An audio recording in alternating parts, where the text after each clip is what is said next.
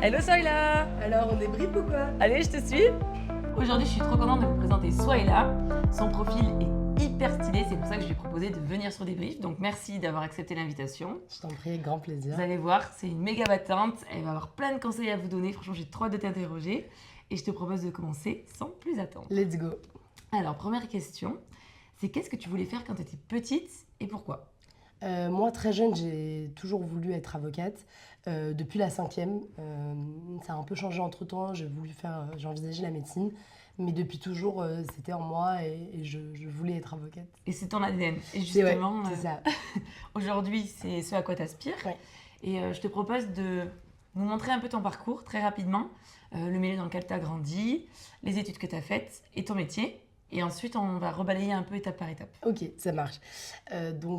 Moi, j'ai fait une licence de droit à l'Université Paris X Nanterre en 4 ans. On y reviendra, mais il y a eu un petit souci en première année. Ensuite, j'ai intégré le Master 1 de droit des affaires de l'école de droit de la Sorbonne. En parallèle de mon Master 1, j'ai suivi un diplôme universitaire de la Sorbonne aussi en droit des entreprises en difficulté. Avant d'intégrer le Master 2 de droit des affaires, toujours de l'école de droit de la Sorbonne.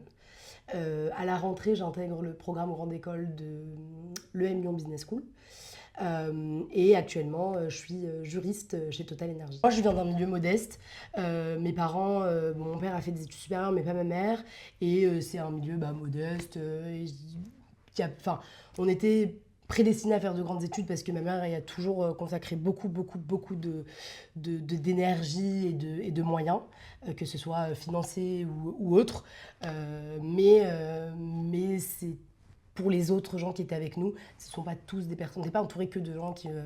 vraiment la reproduction sociale autour de nous, c'était pas ça, quoi. Donc, c'était pas, il n'y avait pas que des enfants de cadre, etc. Donc c'était un milieu mixte, un milieu où il y avait un peu de tout. Il y avait des enfants de cadre, des enfants de milieu modeste, mais voilà, un milieu vraiment cosmopolite et mixte, et en tout cas pour mes parents modestes. Ok, et c'était vers Paris, c'est ça? En banlieue parisienne, dans le 92. Ok, trop bien. Donc là, pour commencer, je te propose de nous aider à comprendre ce que c'est que le droit. Qu'est-ce que ça regroupe, qu'est-ce que ça veut dire pour leur présenter, tu vois, à des lycéens, des étudiants qui se demanderaient si tu ne pourrais pas y aller, quoi. Le droit, on pense souvent que c'est ce que c'est ce qu'on voit dans Suits, Murder, les séries américaines et tout. Pas du tout. Oubliez tout ce que vous pensez connaître. Il n'y a pas d'objection votre honneur, tout ça n'existe pas en droit français en tout cas. Le droit, c'est pas non plus apprendre par cœur le code civil ou le code pénal, pas du tout. Souvent on me dit mais comment t'as fait pour connaître par cœur le code civil? Je ne connais pas le code civil par cœur. Je connais quelques articles par cœur, mais je ne connais pas l'intégralité dans son intégralité. Le droit, c'est un peu toutes les règles qui régissent notre société, c'est un peu toutes les règles qui sont mises en place pour que ça fonctionne, pour que ça roule, aussi bien pour les entreprises, donc moi mon domaine, que pour le commun des mortels, et aussi bien pour les successions. En fait, ça permet vraiment d'encadrer tout ce qui peut arriver dans la vie d'un individu, donc de sa naissance à sa mort, en passant par sa carrière professionnelle, sa vie familiale, sa vie personnelle. Donc vraiment, c'est très large le droit, il y a différents types de droits, et c'est vraiment toutes les règles qui permettent d'organiser et d'encadrer la vie de tout un chacun. Ok. Et donc, si je comprends bien, il y a le droit pour les individus et le droit pour les sociétés et les entreprises. C'est un petit peu plus complexe que ça. On peut classer ça en 3 grandes parties. Il y a tout ce qui va être droit pénal. Donc là, c'est vraiment quand vous faites une bêtise, pour le dire de façon très simple. Donc là, c'est quand on commet une infraction, on va avoir affaire au droit pénal. Donc là, c'est toutes les règles qui sanctionnent et qui réprimandent et qui prévoient des sanctions pour les gens qui commettent des infractions. Ensuite, tu as le droit, on va dire, plutôt public.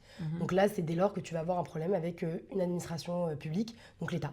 Donc si tu as un problème avec la Sécu, si tu as un problème avec l'État directement, si tu as un problème avec les impôts, etc., tout ça, c'est le droit public. Et après, encore, ça se subdivise dans plein de droits publics, mais en tout cas, voilà, grande famille. Et ensuite, le droit privé. Et donc, le droit privé, c'est droit des personnes. Donc, comme on a dit, la vie, donc la succession, le droit de la famille, tout ça. Ça va être le droit du travail. Ça va être le droit des entreprises, ça va être, voilà, je pense qu'on a fait un peu le tour, c'est le droit civil, donc c'est tout ce qui touche soit les personnes entre elles, soit avec une entreprise, soit tout ça.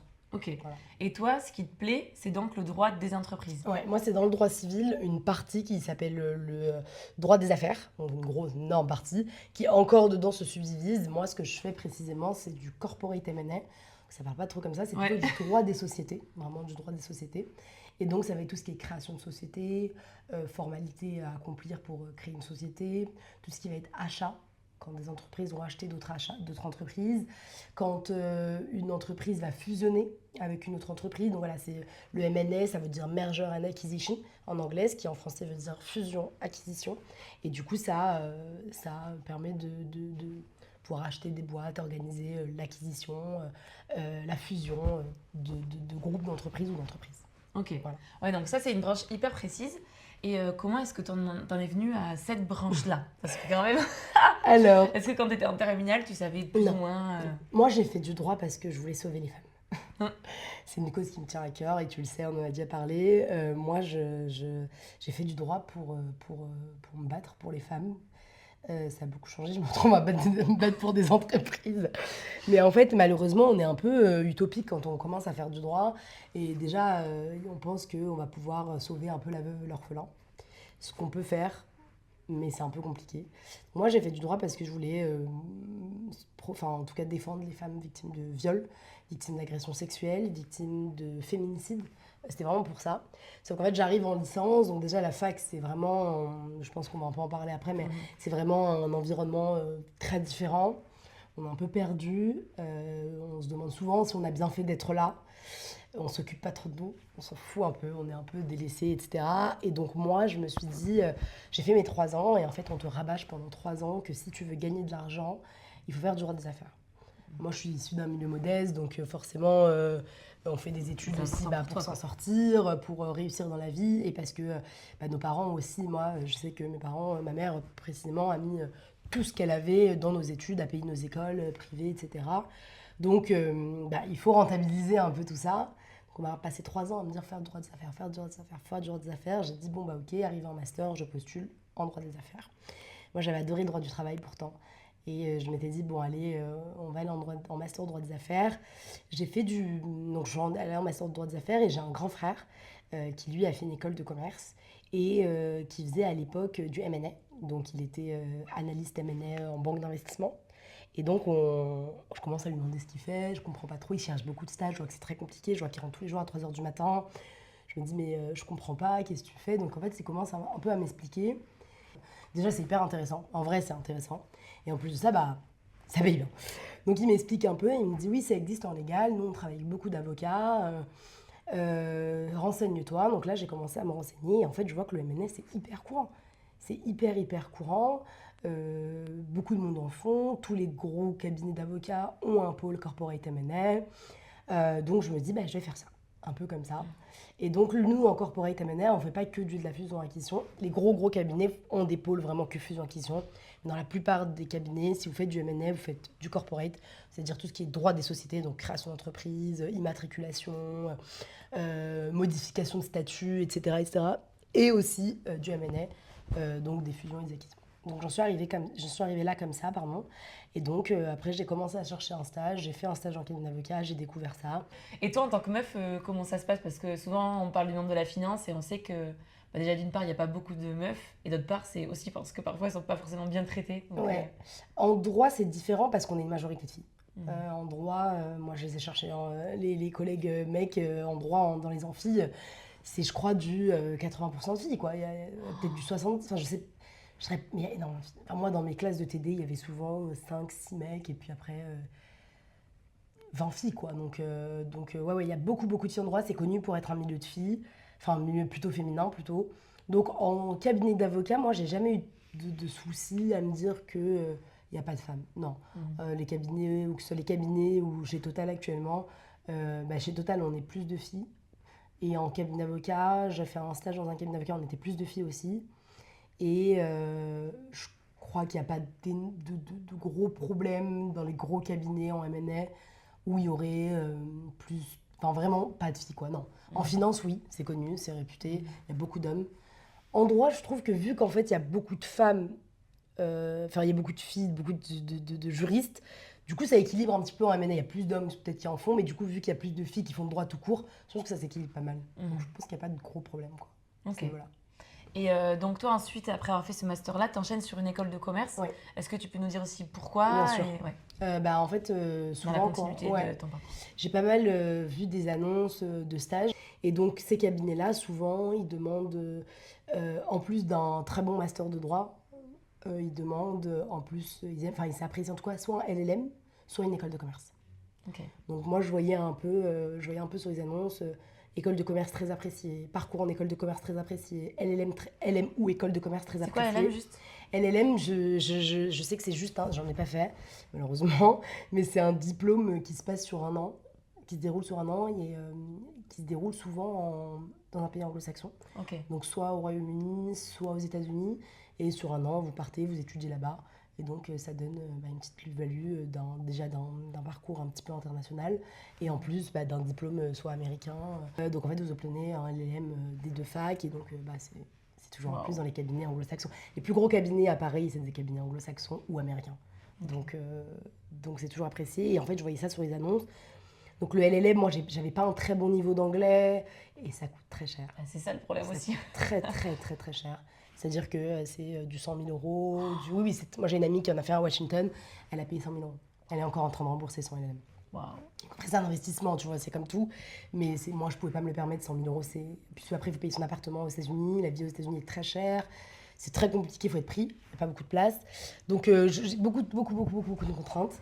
Et par contre, les écoles de commerce, je me suis dit, why not?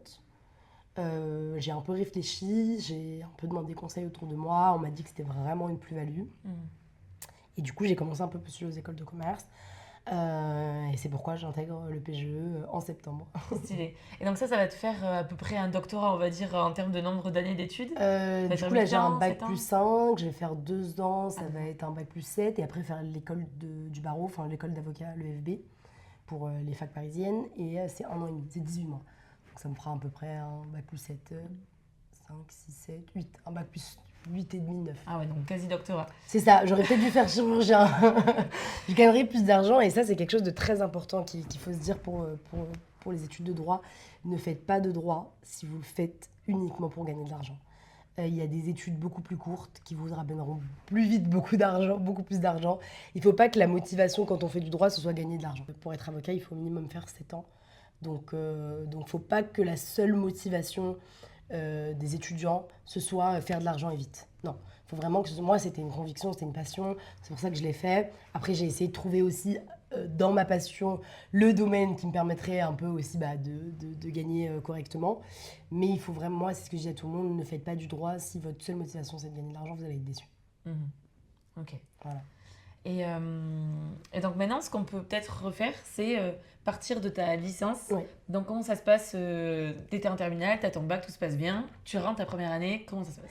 Alors, moi, j'ai toujours été plutôt scolaire. Pas scolaire, j'aimais plutôt bien l'école.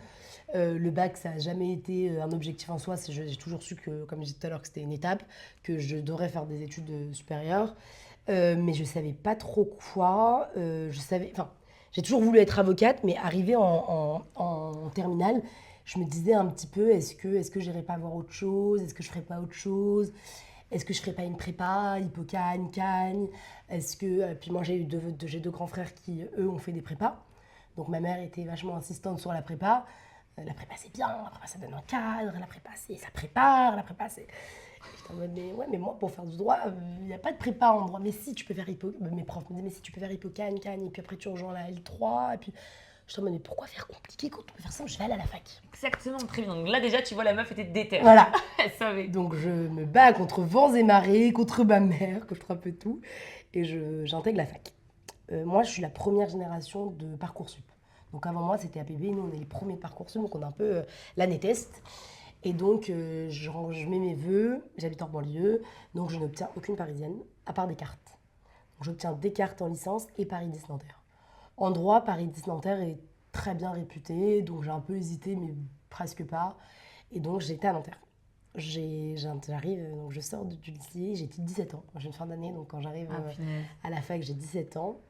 Et j'arrive dans ce truc énorme qui est la fac de Nanterre en plus. C'est vraiment une fac énorme. Et je me dis, waouh, ok, ça change. Je fais quelques mois, donc déjà on est à Nanterre. Il faut savoir qu'en L1, je crois qu'on est plus de 1000. Donc c'est vraiment, il y a 3 amphis. Il y a le CM1, CMA, CMB, CMC. Et on est par groupe peut-être 400. Donc en tout, on est peut-être 1200. Enfin, énorme, énorme. Et donc beaucoup de monde, un peu compliqué.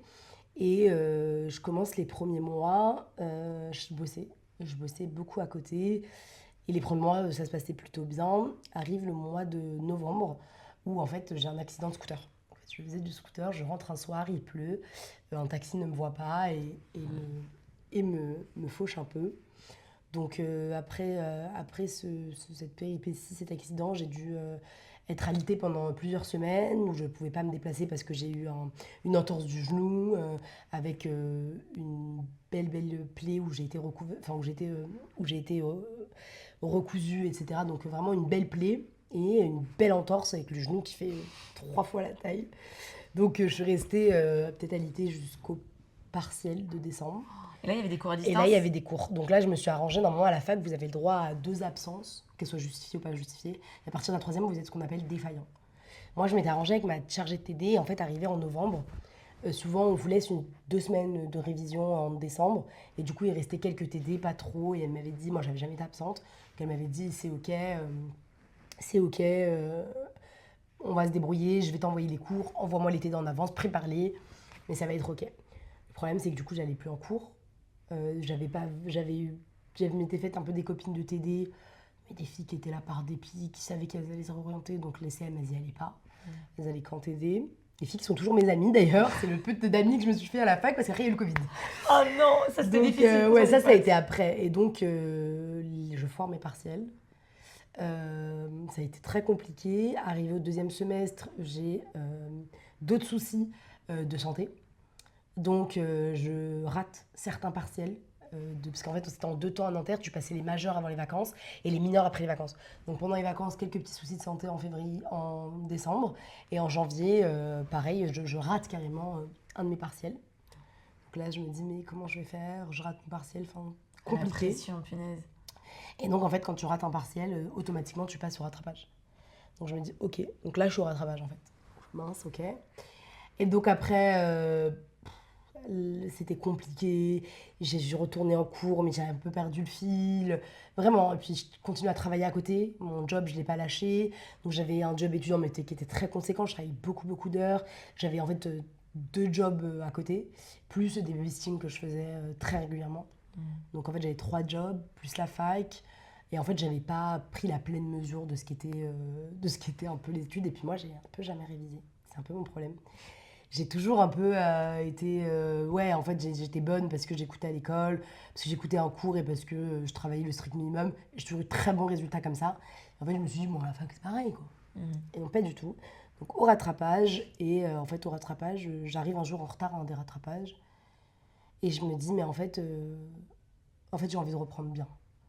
Et en fait, je parle avec une de mes profs de droit constit. Je me souviens très bien d'elle, je me souviens de son nom et tout, elle était géniale. Et c'est grâce à elle que j'ai pas détesté comme tous les étudiants de droit le droit constit.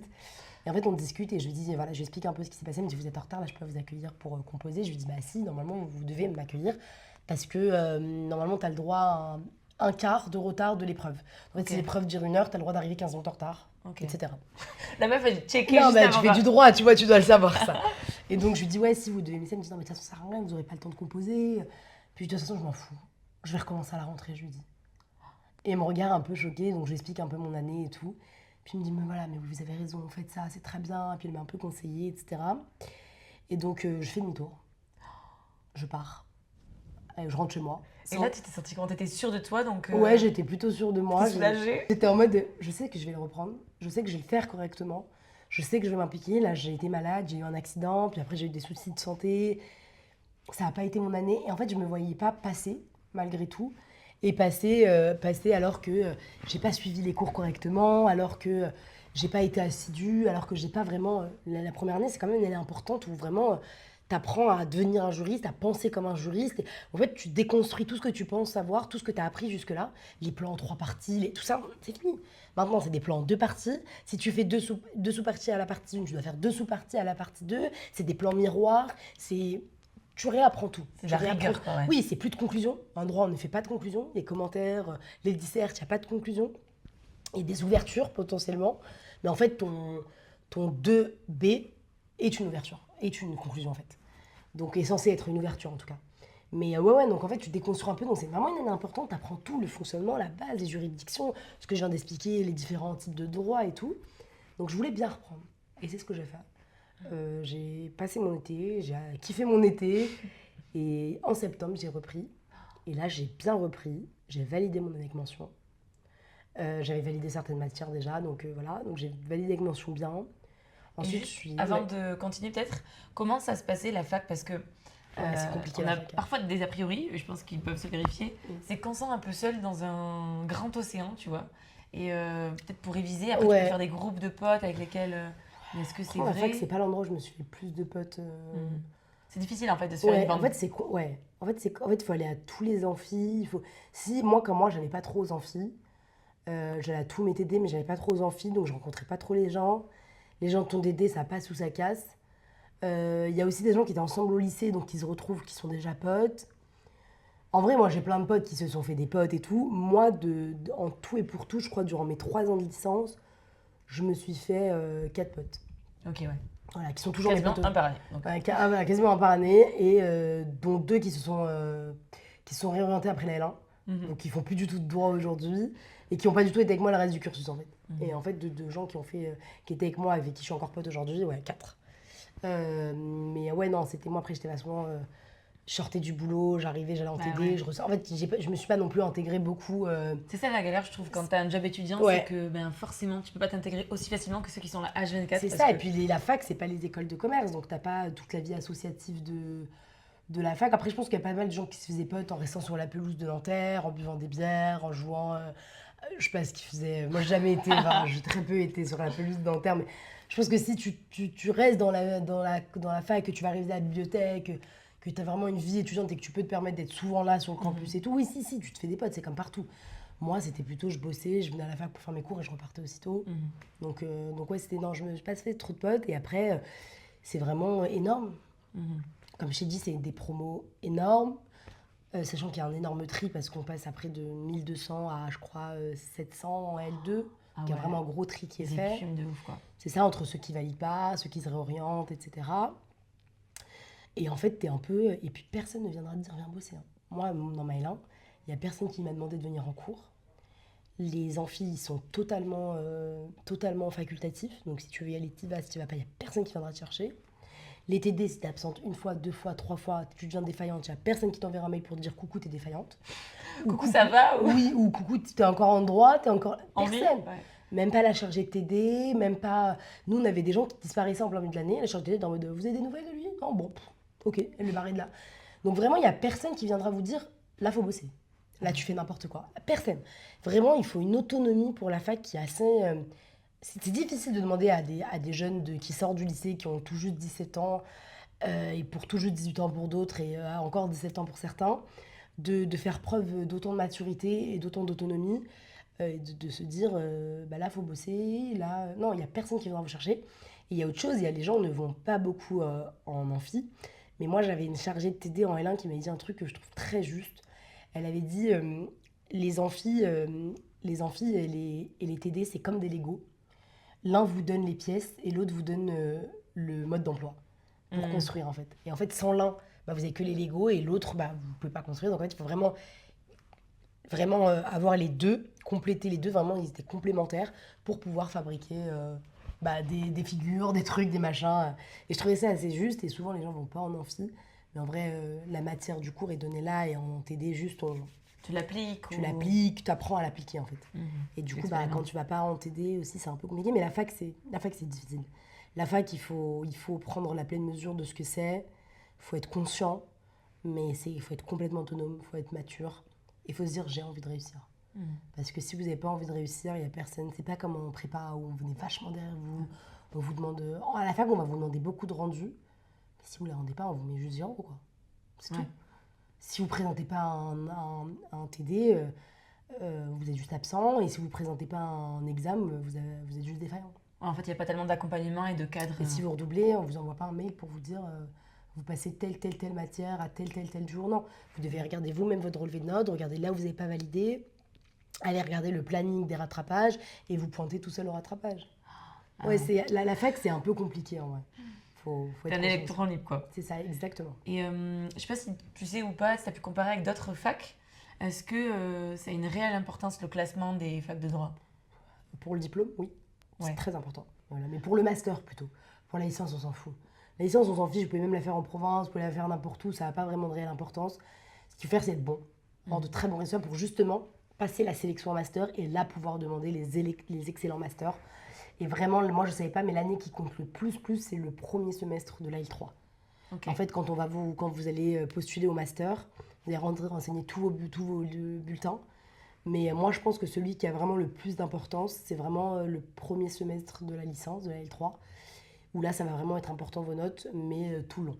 Donc, il vaut mieux être bon, très très bon, voire excellent, dans une licence, dans une fac moins bonne, plutôt qu'être moyen ou pas très bon, ou valider tout juste à 10 dans une fac excellente. Ok. Parce que le Sorbonne, par exemple, si vous n'avez pas de bons résultats à votre licence, on ne vous garde pas. On va plutôt prendre ceux de Bordeaux, de Lyon, etc., qui eux ont eu très bons résultats. Ok, c'est cool. Mais dans tous les cas, ce qu'il faut se dire aussi, c'est que si on vise des gros cabinets, ben, quitte à faire un crédit, parce que franchement, je pense à tous ceux qui viennent de province, enfin, en tout cas pas de Paris, c'est hyper cher, c'est inaccessible, enfin, ça peut être très difficile. Bien sûr.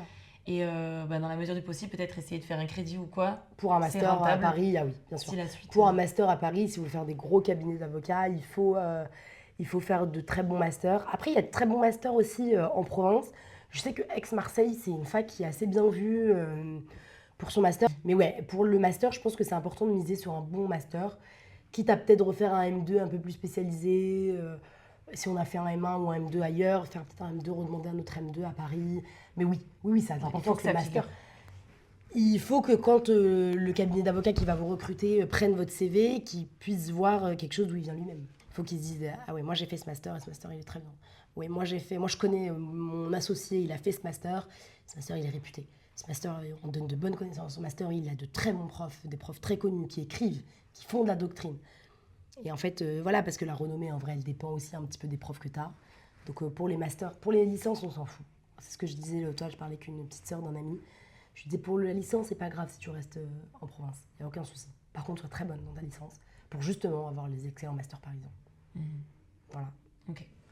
Et donc après, tu finis ta L3. Ouais, je finis ma L2.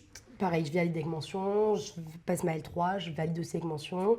Et donc là, j'obtiens un peu le Saint Graal. En fait, il y a autre chose qui a été un peu compliqué. C'est qu'en L3, moi, à l'époque, il n'y avait pas une plateforme où on postulait pour tous les masters.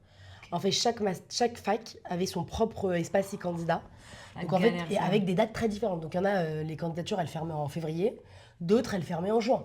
Donc en fait, il aurait fallu que je sois très organisée, ce que je n'étais pas, et que je fasse, comme certains, un petit calendrier en fait, de toutes les dates auxquelles je devais postuler. Ce que j'ai pas fait. Donc en fait, j'ai loupé pas mal de facs. J'ai loupé Descartes. J'ai loupé un peu les de province, donc mes bonnes facs de province, genre Bordeaux, je l'ai loupé. J'ai loupé pas mal de facs. Pas mal de facs. Et après, je me suis réveillée, je me suis dit, bon là, il ne faut plus louper. Et j'ai loupé surtout ma fac, donc Nanterre. Donc là, j'ai été très très mal. Quand j'ai découvert que j'avais loupé Nanterre, j'ai pleuré. Parce qu'en fait, Nanterre, c'était la fac que j'avais le plus de chances d'intégrer parce que j'avais fait ma licence là et qu'ils gardent pas mal d'étudiants. Donc je me suis dit, mais si ma propre fac, ma maison mère, le produit dont je sors, j'ai pas postulé, où est-ce que je vais finir en fait? Donc là, Méga stress. Les dépressions. Donc je postule à Saclay, qui est une assez bonne fac quand même. Je postule à Cergy. Je postule malgré tout à Paris 1 et Paris 2, malgré que j'ai pas un dossier de dingue. Et c'est pour ça qu'il faut pas se censurer. C'est ce que je te disais, vraiment la pire des censures, c'est l'autocensure. De se dire qu'on ne peut pas le faire ou qu'on ne sera pas pris. En fait, qui ne tente rien n'a rien. Si tu postules même pas, c'est sûr que tu ne seras pas pris. Mais postule, ça Ça coûte rien. Ça coûte 20 euros. Mais ça vaut le coup. Ça vaut le coup. Tu vois. Bon, j'ai pas été prise. Mais enfin, ils vous les remboursent si vous n'êtes pas pris. Donc, moi, j'ai oublié de demander le remboursement. Donc, voilà. Mais voilà, vous payez 20 euros et si vous n'êtes pas pris, vous pouvez demander le remboursement. Mais il faut essayer. Il faut essayer. Si tu n'essayes même pas, c'est sûr que tu vas pas y arriver. Donc moi, malgré tout, malgré ce qu'on me disait, oui, mais à Sorbonne, il faut avoir 15 de moyenne. Oui, Sorbonne, il faut être major de promo. Oui, à SAS, il faut ci, il faut ça, il faut... J'étais en mode... Il ne faut pas toujours écouter les conseils qu'on nous Très donne. important. Ça, c'est très important aussi. Parce que des fois, les gens pensent connaître, pensent savoir mieux que toi, pensent que... Moi, si j'avais écouté les gens, en vérité, ils me disent, oui, t'as un redoublement, etc. Moi, si j'avais écouté les gens, je ne rentrerais pas au PGE de l'EM là, à la rentrée. Je n'aurais pas fait un master de l'école de droit de la Sorbonne. Parce que les gens me disaient, mais avec un redoublement, il n'y a aucun master qui te prendra.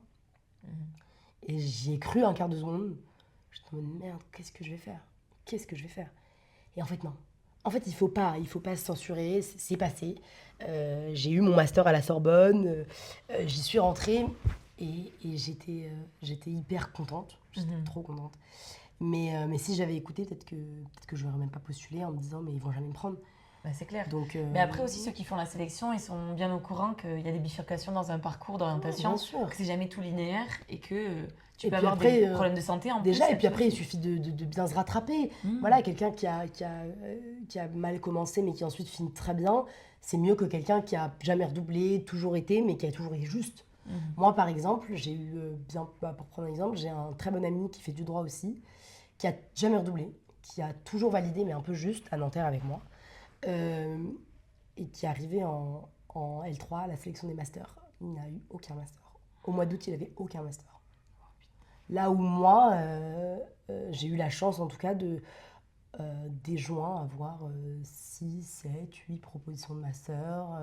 J'ai passé plein d'entretiens qui sont très bien passés. J'ai été prise, alors que j'avais un redoublement, lui, aucun.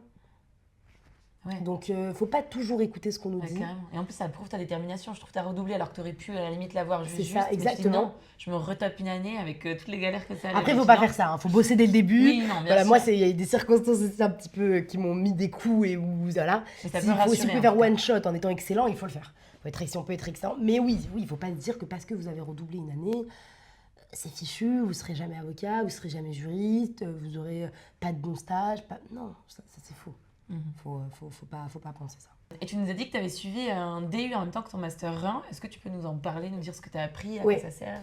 Du coup, en même temps, en parallèle de mon Master 1 de droit des affaires, j'ai décidé de suivre le DU de droit des entreprises en difficulté qui était dirigé par le même professeur que mon Master, et parce que ça m'intéressait. Je trouve ça hyper intéressant, le droit des entreprises en difficulté. En gros, c'est les redressements judiciaires et tout ça? C'est exactement ça. C'est un peu toutes les procédures qui permettent de restructurer une entreprise. Donc, soit de la restructurer, soit de la liquider. Ou alors, en amont, les procédures amiables. Donc, tout ce qui est mandat ad hoc et conciliation, qui permettent en fait d'abord d'aider avant qu'il y ait les vraies difficultés. Et après, tu as toutes les procédures judiciaires qui la permettent d'aider quand il faut aider. Donc c'est hyper intéressant. Mais c'est vrai que c'était un peu compliqué parce que du coup, je faisais le DU en même temps que mon master. Du coup, ça a demandé beaucoup d'organisation. Ça a demandé de la rigueur. Ça fait beaucoup de connaissances. Après, dans mon master, j'avais aussi de droit des entreprises en difficulté. Donc, ça m'a permis aussi d'avoir un peu d'avance. Mais je pense que ça a vraiment une plus-value. Je pense que ça m'a permis aussi de trouver assez facilement un stage. Et ça aussi, on en reparlera, mais les stages, c'est bien. En droit, les stages, c'est même pas important, c'est primordial, c'est crucial. Il faut, mais dès la L1, il faut faire des stages, en fait, il faut que dès que vous rentrez à la fac, vous n'ayez plus un seul été où vous avez 4 mois de vacances. En fait, vous finissez l'école en mai, mais justement, c'est fait exprès pour que justement vous fassiez des stages. Donc dès la L1, je sais que c'est dur. Le premier stage, c'est le plus dur. Surtout en licence, ils n'aiment pas prendre des licences. Même des stages où vous n'êtes pas payé, c'est compliqué parce qu'il faut bosser, mais prenez un job à côté, redoublez d'efforts, mais ça payera. Moi, aujourd'hui, j'ai beaucoup moins de difficultés que des gens qui sont à l'EFB qui n'ont encore jamais fait de stage. Et forcément, quand tu arrives à l'EFB, tu n'as encore jamais fait de stage. Forcément que ça va être compliqué de décrocher un bon stage. Mais les stages, c'est essentiel. Et du coup, moi, je pense que ce DU, il a rajouté une plus-value. C'est beaucoup de travail, mais c'est du travail qui permet aussi de montrer que déjà, on sait faire plusieurs choses à la fois, on sait réussir plusieurs choses à la fois, on sait être organisé, on n'est pas submergé quand on a plein de choses à faire et qu'on est rigoureux. Donc je pense que ça a été un très bon choix. Et puis en plus, moi, c'était un DU qui était fait à distance, donc j'avais pas besoin d'aller à des cours. Les cours étaient en vidéo, en ligne. Donc c'était vachement pratique. Et surtout que c'est un très très bon DU, c'est un des meilleurs DU. Donc le DU de droit d'entreprise en difficulté de Paris 1, si vous voulez, si le restructuring et les opérations comme ça un peu vous intéressent, il est très très bien pour une première entrée en matière. Et est-ce que ça t'a servi justement pour ta candidature en école de commerce? Parce que je sais pas si ça se fait beaucoup d'accueillir quelqu'un qui vient du droit. Ouais. Comment ça s'est passé? Alors, pour les écoles de commerce, clairement, les profils de droit, on n'est pas majoritaire. Il y a quelques personnes qui ont fait juste la licence. Donc ça va, ils sont pas encore. Mais quand vous avez carrément un master de droit, vous préparez le CRFPA, que vraiment voilà, vous êtes juriste, voilà, c'est pas les profils qu'il y a le plus. Moi, quand j'ai passé les oraux de l'EM, les gens autour de moi étaient un peu en mode ok, non, ils sont en mode trop cool, trop bien, parce que le droit, ça aussi, c'est un truc. Ça fait sensation. Hein. Voilà. Je fais du droit, bonsoir. Je fais du droit, j'ai un master de droit des affaires ou un master de droit tout court. Voilà, ça fait mouche. Voilà. C'est comme quand vous dites que vous êtes avocat une soirée, hein, je suis avocate. J'ai vu des copines moi dire ah ouais, t'es avocate, vachement bien et tout. Voilà, ça te fait toujours sensation. Mais du coup, tout le monde est un peu en mode trop cool, mais du coup, pourquoi une école de co? Donc voilà, on n'est pas les profils majoritaires, mais on y a notre place. On y a notre place complètement. Il y a de plus en plus de juristes qui font des écoles de commerce pour avoir la double qualification très appréciée de management et de droit. Mais c'est vrai que c'est un peu compliqué parce que du coup, vous allez devoir préparer des... Enfin, clairement, tu es en droit, tu as un master, ça fait 5 ans que tu n'as pas fait de droit. Ça peut être d'autres choses, pardon, que du droit. Et là, en fait, si tu prépares les écoles de commerce, bah, tu vas devoir tout préparer, le Taj-Maj. Donc là, c'est des maths, c'est de la logique. C'est tout ce qu'on n'est pas les littéraires et les droits. Voilà. Donc c'est compliqué. C'est compliqué. On n'a pas leur niveau de droit, d'anglais, pardon, on n'a pas le niveau d'anglais des personnes en prépa. Donc pareil, là, il va falloir bosser le TOEIC, il va falloir avoir un bon score au TOEIC. Moi, je l'ai passé 3 fois avant d'avoir un score suffisant. Ouais, ça aussi, pas hésiter à investir si ça suffit pas pour ta candidature, ça serait un truc intéressant. Ouais, moi, je l'ai passé en plus 3 fois sur 10 jours. Donc vraiment overdose parce que de TOEIC. Overdose, mais en fait, ça permet de... C'est ce qui a permis que la 3e fois, j'ai un très bon score. Parce que déjà à l'époque, l'anglais, c'était pas trop ma tasse de thé. Et en plus de ça, il fallait que je le passe vite parce qu'en plus, vous êtes pressé par le temps, parce que les candidatures, il y a des deadlines. Mais voilà, faut pas hésiter. Moi, j'avais beaucoup bossé. Et en fait, ça me faisait trop mal au cœur. Je bossais. Et du coup, j'étais payée en extra, donc j'étais payée tout de suite. Et je prenais l'argent que j'étais payée en extra et je le donnais intégralement. Je le mettais, je le déposais en compte et je payais intégralement avec le TOEIC, quoi. Parce que ça coûte très cher. Après, je crois qu'il y a des facs qui le payent. Il y a des masters qui le payent. Ça, faut se renseigner. Il faut se renseigner auprès de sa fac. Je sais qu'en Master 2, souvent, on offre un test, donc soit le TOEFL, soit le TOEIC. Ah, trop bien. Donc, il faut s'enseigner. Il faut s'enseigner avec son Master, il faut s'enseigner. Mais voilà, mais les écoles de commerce, ça rajoute vraiment une plus-value si vous voulez faire du droit des affaires. C'est vraiment, après, si vous voulez faire du droit de la famille ou du droit du travail, c'est peut-être pas, il y a encore que le droit de travail, mais droit de famille, droit public, etc. Non. Mais si vous voulez faire du droit des affaires, ça rajoute vraiment une plus-value. Et n'écoutez pas ceux qui vous disent non, vous n'y avez pas votre place. Non, vous y avez votre place et ça rajoutera vraiment un gros plus sur votre CV. Et après, vous avez aussi les masters spécialisés. Donc, ce n'est pas des masters, c'est des masters. Donc, après un master, justement, de droit, c'est des masters, c'est mis en place par des écoles de commerce. Je sais qu'il y en a un à l'ESSEC qui est très, très bien, très, très bon. Par contre, il faut avoir un score au TOEIC incroyable. C'est très important. Et vous avez un, l'EM aussi, à l'EM Lyon. C'est les masters spécialisés. Et en fait, c'est fait juste pour les juristes. Donc, vous serez qu'avec des juristes, par contre. Et là, en fait, ça te permet d'avoir en plus de cours de droit, des cours de management sur un an. C'est juste sur un an. Par contre, pareil, ça coûte très cher. Mais vous pouvez les faire en alternance. Okay. Si tu trouves une alternance, c'est ce que fait un de mes amis. Il intègre le master de l'EM qui s'appelle juriste d'entreprise. Et à côté, il a trouvé une alternance. Donc, c'est l'alternance qui va payer les frais de scolarité, qui sont assez élevés, c'est plusieurs milliers d'euros. Donc voilà, donc il y a toujours des options. Après, voilà, vous pouvez demander des bourses. En école de commerce, il y a pas mal de trucs aussi, des fonds d'école de commerce qui permettent de vous aider à payer. Encore une fois, pas d'autocensure. On fonce, on fait les causes, on essaye d'être pris, on réfléchit à la solution, comment on va financer. Il y a des banques qui font des prêts 0% quand on est issu d'un milieu modeste et qu'on est boursier. Il y a des banques, il y a des prêts par des fonds d'investissement privés. Il y a aussi des bourses privées. Il y a aussi les fonds des écoles de commerce. Il y a le Crous. Le Crous, vous pouvez toujours aller négocier. Voilà, vous expliquez votre parcours, vous expliquez votre situation, vous dites que vraiment vous n'avez pas, que là, ça met en difficulté votre réussite. Donc voilà, on fait les causes, on s'auto-censure pas. On passe les concours, on passe les oraux, on fait tout jusqu'au bout, jusqu'à qu'on soit admis. Et en même temps, en parallèle, on continue de regarder, hein, on regarde comment on peut financer. Mais une fois qu'on l'a, là, on se dit, ok, comment je vais faire? Ça, c'est ouf ce que tu dis parce que j'aurais grave aimé l'entendre. Ouais. En gros, j'avais fait un an de prépa éco et à la fin de l'année, tu vois, je me suis dit, bah vas-y, je peux pas financer l'école de commerce après ça et il m'aurait resté que 6 mois, tu vois. Ouais. Donc du coup, je me suis réorientée en prépa lettres. Non, Et là, en prépa lettres, je me suis dit, ok, ben, on va changer carrément même de projet professionnel. Pourquoi pas être prof d'espagnol à l'issue de tout ça? Ok, et puis vraiment en dernier moment, donc à ma dernière année, la troisième de prépa lettres, j'ai mes potes qui me disent, non mais Eva, tu fais quoi là en fait Enfin, l'école de commerce, on voit bien que c'est en toi, Ouais. tout ce domaine-là, enfin, ça va t'apporter beaucoup de choses. Tu verras bien comment tu vas le financer, mais tente. Du coup, je les ai écoutés, j'ai tenté. Et sans trop y croire, tu vois, je me disais, bon, de toute façon, je ne pourrais pas le financer, ça va encore mettre le seum, ce truc-là. Ouais. Mais comme j'étais boursière, bon, j'ai passé les concours, je les ai eus. Et là, je me suis dit, mais en fait, en y réfléchissant, si je fais l'alternance pour le M1, M2, ça va être possible. Voilà. Il faudra juste que je trouve une solution pour la L3. Donc, je choisis entre TBS et Neoma, c'était les deux seuls qui proposaient l'alternance. Ouais. Donc, du coup, très bien, j'y vais, je vais à TBS. Et là, toute contente et tout ça à la fin, je me dis, ok, je vais aller voir les banques pour contracter un prêt. Sauf que sans garantie financière, ben, j'ai pas pu en avoir. Ouais. Et comme on a le résultat en août, l'enveloppe de prêt garanti par l'État, elle est déjà Ouais. terminée. Et là, je me suis dit, punaise, comment je vais faire? Donc vraiment, je toquais à plein de banques, truc machin. Et j'ai eu une chance inouïe, c'est que c'est mon prof de prépa qui s'est porté garant de mon prêt. Donc là, j'ai pu rentrer en école. Et au bout de quelques mois, j'ai pu candidater à un fonds justement de l'école de commerce où j'ai eu 3 000 €. Voilà. Après, une autre fondation privée, ça, il y en a plein, il faut vraiment chercher sur Internet, comme tu disais. Et là, j'ai eu 1 500 €. Ouais. Et après ça, j'ai fait l'alternance. Ouais. Donc pendant 2 ans, j'avais un salaire plus, ils me payaient mes frais de scolarité. Ouais, c'est top, ça. Donc j'ai pu mettre de côté et rembourser Ouais, c'est top, le prêt. Donc voilà, si jamais c'est un truc qui vous inquiète, Ouais. c'est tellement juste ce que tu dis. Non, mais et oui, j'aurais c'est trop hyper, eu besoin de l'entendre C'est avant. hyper important. On fait même de choisir ces écoles de. Je trouve qu'il y a beaucoup. Moi, je discutais avec une dame qui a très bien réussi dans la vie. Aujourd'hui, elle est cadre dirigeante d'une des plus grosses boîtes.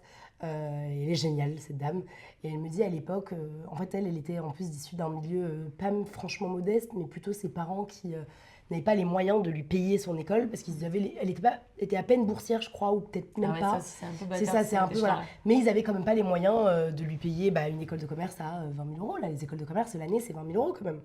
Donc en fait, elle a choisi ces écoles de commerce en fonction de ceux qui proposaient une alternance. Ouais. Donc à l'époque, elle m'avait dit, il y avait l'ESCP, je crois, mais je crois que c'est même plus le cas. Neoma et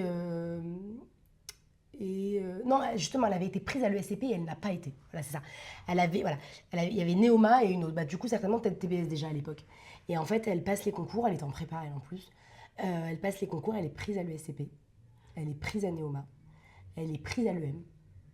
Et en fait, elle va à Neoma. Parce que justement, elle peut faire de l'alternance à Neoma et pas à l'ESCP et pas à l'EM. Donc en fait, elle se retrouve dans une école de commerce très bien, une bonne école de commerce, mais ouais, c'est une très bonne école de commerce, mais un peu moins bien que dans le classement, top 3 dans le classement. Ça donne pas accès Voilà. après aux mêmes possibilités. Exactement. Bon, après, elle a très très bien réussi et je pense que pas de regret à avoir, mais je trouve ça dommage de aussi devoir choisir en fonction de celle qui propose une école de commerce, qui propose de l'alternance, pardon. Voilà, moi, je connais des gens qui ont fait des écoles de commerce et qui ont presque rien payé. Moi, je connais des gens qui ont fait des écoles de commerce et qui ont payé peut-être 2 000 € au lieu de 17 000 €, 18 000 €. Parce que voilà, il faut se renseigner, il ne faut pas hésiter à solliciter le Crous, il ne faut pas hésiter à solliciter. Ça passe ou ça casse, encore une fois, qui ne tente rien n'a rien. Peut-être qu'on vous enverra balader, peut-être qu'on fermera la porte au nez, mais au moins vous aurez essayé. Ou peut-être qu'on vous donnera 800 €, 1 000 €, mais ça aide toujours. Mais cumuler, c'est clair. Cumuler, c'est ça. Il faut regarder les bourses privées, il ne faut pas se dire ah, mais là, il faut un projet de dingue, il faut pas avoir la flemme aussi. Ouais. Il faut pas avoir la flemme. Ouais, en fait, il faut avoir la déterre jusqu'au bout. Il faut avoir la déterre. Et puis voilà, parce que si vous pouvez avoir une école, une très bonne école, faut pas vous dire, voilà, en général en M2, en plus tu peux toujours faire une alternance. C'est souvent le M1. Voilà, faut se dire, j'essaye, et puis je cherche, et puis je verrai bien, et puis je solliciterai le fonds de l'école aussi, parce que les écoles ont des fonds aussi qui permettent d'aider. Mais vraiment, penser réussite, penser le meilleur de ce que je peux faire, le meilleur de ce que je peux avoir. et pas le peu de ce que je peux me contenter ou ce que mon portefeuille me permet. Ouais, t'autorise à rêver en tout cas, c'est clair. Il faut aller plus loin. Les instituts aussi, les fondations, faut rêver tout ça. Et en parallèle, bien sûr, on va pas se le cacher, on y vient. C'était les jobs étudiants. Toi, je sais que tu as bien taffé. Très fatiguée. Le MNE, pour moi, ça va être compliqué. Ah ouais, c'est clair. Mais justement, comment est-ce que tu as fait pour financer tes études? Voilà, raconte-moi un petit peu. Mais la fac, c'est gratuit. Donc ça, c'est cool. La fac, c'était gratuit. C'était, je crois que les frais de scolarité en master J, c'est 300 € à la Sorbonne. Et en licence à Nanterre, ils étaient à 250. Donc ce qui est bien à la fac, c'est vrai que c'est une bonne option. En tout cas, pour le droit, c'est génial parce que il n'y a pas meilleur ailleurs. Genre les écoles de droit, ça n'existe pas.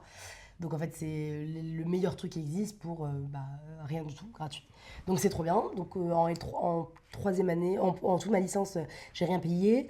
Par contre, vu que j'étais issue un peu d'un milieu un peu modeste, qu'on est 5 enfants, que ma mère, elle payait mes frères qui ont fait eux justement des écoles d'ingé, école de commerce, donc ce sont des écoles qui coûtent très cher.